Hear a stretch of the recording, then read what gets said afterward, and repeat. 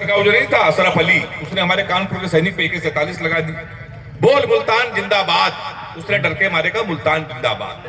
बोल कराची जिंदाबाद, उसने कहा कराची जिंदाबाद। बोल पाकिस्तान जिंदाबाद, उसने कहा पाकिस्तान जिंदाबाद। बोल हिंदुस्तान मुर्दाबाद। हमारे कानपुर का सैनिक, भारत का सैनिक कैसे बोल दे? बोल पाकिस्तान जिंदाबाद, उसने कहा पाकिस्तान जिंदाबाद। बोल हिंदुस्तान मुर्दाबाद, बिल्कुल वो चुप। वहां के सैनिक ने गोली मार रहा हो कि बोल रहे हो कि नहीं बोल रहे हो? तो हमारे कानपुर के सैनिक ने कहा कि हम तुम्हारे कान में बोलेंगे। तो सर हमारे कानपुर के सैनिक ने पाकिस्तान के सैनिक के कान में बोला। अब वो शुरू हो गया, पाकिस्तान मुर्दाबाद, हिंदुस्तान जिंदाबाद, पाकिस्तान मुर्दाबाद, हिंदुस्तान जिंदाबाद। अशरफ अली का इसने क्या ऐसा कह दिया जो उल्टा बोल रहा है? तो अशरफ अली ने कहा कि इसने कान में कहा है पाकिस्तान के सैनिक से कि तुमको 1 साल के लिए 100 किलो चावल, 50 किलो आटा, 35 किलो टमाटर। तो वो भी बोलने लगा हिंदुस्तान जिंदाबाद। आप भी दोनों हाथ उठा के बोलो हिंदुस्तान हिंदुस्तान।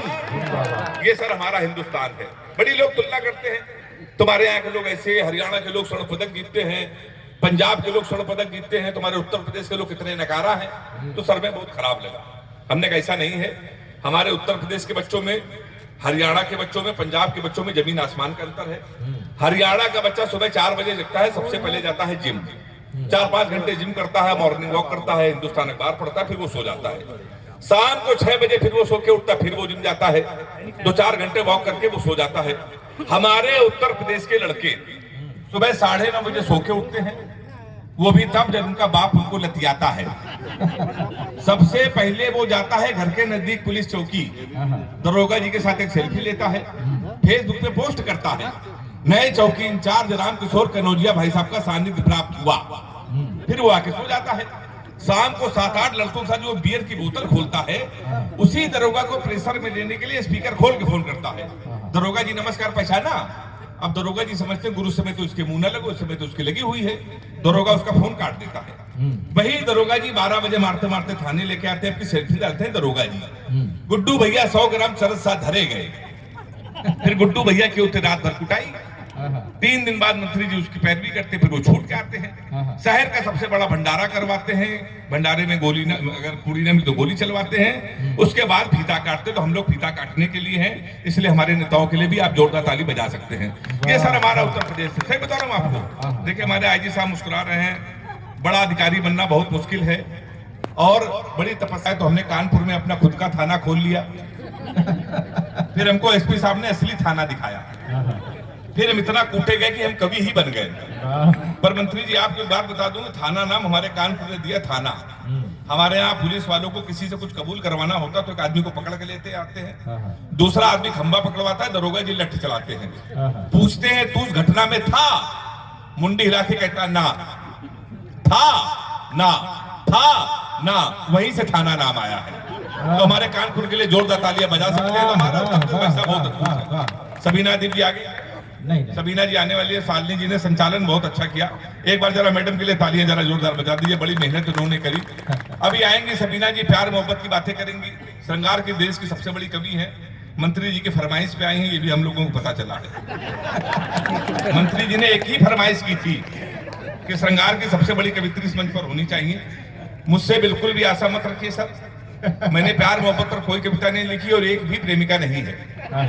पर ऐसा नहीं प्रेमिकाएं नहीं थी, 15 प्रेमिकाएं थी जब योगी जी की सरकार उत्तर प्रदेश में नहीं थी। तब जिस दिन उत्तर प्रदेश में योगी जी CM बने, हमने सबसे राखी बंधवा लिया, क्योंकि उत्तर प्रदेश में आधार कार्ड देख देकर लठ चलाए जा रहे हैं। तो मैं प्यार मोहब्बत बहुत दूर रहता हूँ, हमारे अट्टापट्टू का दूर क्यों रहता हूँ? मैंने तो 4 लाइन सुनाई, आपको सुना रहे हैं। मजा आ जाए तो जरा हाथ उठा के फिर शुरू करना कि एक फूल तुझे देने के लिए सस्ते में ले लिया, देखे ना कोई इसलिए बस्ते में ले लिया। फूल तुझे देने को निकले थे जाने मन, पर बजरंग दल वालों ने उसे रास्ते में ले लिया। हाँ, क्या बढ़िया सुनना यार। तो सर मैं बहुत दूर होता हूँ प्यार मोहब्बत से। तमाम उसके कारण है। किसी लड़की को आप गौर से देख लो तो कहेंगे देखो कैसे कुत्ते की तरह देख रहा है, ना देखो तो कहेंगे कुत्ता देख भी नहीं रहा है। क्या ये वही लोग ताली बजा रहे हैं जिनकी भावनाएं हमसे मिल रही हैं। आप किसी भी लड़की से सर कोई भी क्वेश्चन पूछ लो, ये इतना उटपटांग जवाब देती है। हमने एक लड़की से पूछा, हमने कहा तुम्हारा फेवरेट कलर क्या है? हमसे कहने लगी स्टूपिड कहीं की, कोई मेच्योर क्वेश्चन नहीं पूछ सकते। तो हमने पूछा, हमने कहा 0.8 मिलीलीटर सल्फ्यूरिक एसिड को न्यूट्राइज करने के लिए कितने मोल बाइकार्बोनेट की जरूरत पड़ेगी? तब उसने बता रहा हमारा फेवरेट कलर पिंक है। तो मैं बहुत रोता भाई साहब। हमारे बड़े भाई हैं, देश के बड़े कवि अनिल चौबे जी, हमसे कह रहे हेमंत नाम में कुछ नहीं रखा, नाम में कुछ नहीं रखा। बिल्कुल सही कहते थे सर, नाम में कुछ नहीं रखा। मुस्कान नाम था उसका, हमारा नुकसान करके चली गई। फिर हम रोशनी नाम की लड़की में शिफ्ट हुए, 2.5 साल उसने भी मुंह अंधेरे में रखा। लोग सही कहते नाम में कुछ नहीं रखा। लड़कियों को देखिए, ये लड़कों का ना मोबाइल में सेव करती है, my honey baby, my sweetheart, my जानू, माई डार्लिंग। इन बेचारे लड़कों को देखिए जो उछल रहे हैं। ये लड़कियों के ना मोबाइल में सेव करते हैं पप्पू हलवाई, राशिद प्लम्बर, मुन्ना हवलदार। ताली बजाइए हाथ उठा के जोरदार। हाँ हाँ, बहुत अच्छा सुन रहे हो तुम। तो हमारे साथ अक्सर होता रहता सर। और हमारी हालत तो ये है कि एक एक प्रेमिका को बांट कर ले गए, जो नहीं माना उसे डांट कर ले गए। जिस पेड़ पे बांधा था मोहब्बत का धागा, नगर निगम वाले उसे भी काट कर ले गए। क्या बात है, हमारे साथ अक्सर होता रहता है। अभी अनिल भैया के आशीर्वाद से मैं भी दुबई में गया, तो हमारी वाली को पता चला कि हम दुबई में हैं, तो उसने हमको फोन किया। कह लेंगे कहाँ हो? तुमने कहा दुबई में है। कह लेंगे हमारे लिए एक सोने की चैन ले आना। तो हमने कहा क्यों? कह लेंगे एक तो दुबई में सोना सस्ता है, जीवन भर में तुमको याद करती रहूंगी। तो हमने कहा पगली हम चैन नहीं लाएंगे फिर भी याद करती रहोगी। उसने पूछा कैसे? हमने कहा जीवन भर सोचोगी। हरामखोर से पहली बार कुछ लाने को कहा था कि वहां से भी खा लिया चला आया है। तो मैंने तो सबक ले लिया है। फिलहाल वालों आप भी सबक ले लो, अपनी प्रेमिका को कभी भी रुलाना नहीं चाहिए, क्योंकि 7-8 हरामखोर उसका आंसू पूछने के लिए हमेशा तैयार रहते हैं। तो मैं भाई साहब बहुत दूर रहता हूँ प्यार मोहब्बत में। अच्छा, हम लोग तो सर हास्य कवि हैं, हम लोगों को कोई गंभीरता से नहीं लेता, लोग आधा पागल समझते हैं। हमारी तमाम बार शादियां इसलिए कैंसिल हो जाती क्योंकि हम लोग हास्य कवि। हमारी जब तमाम बार शादियां कैंसिल हुई तो हमने एक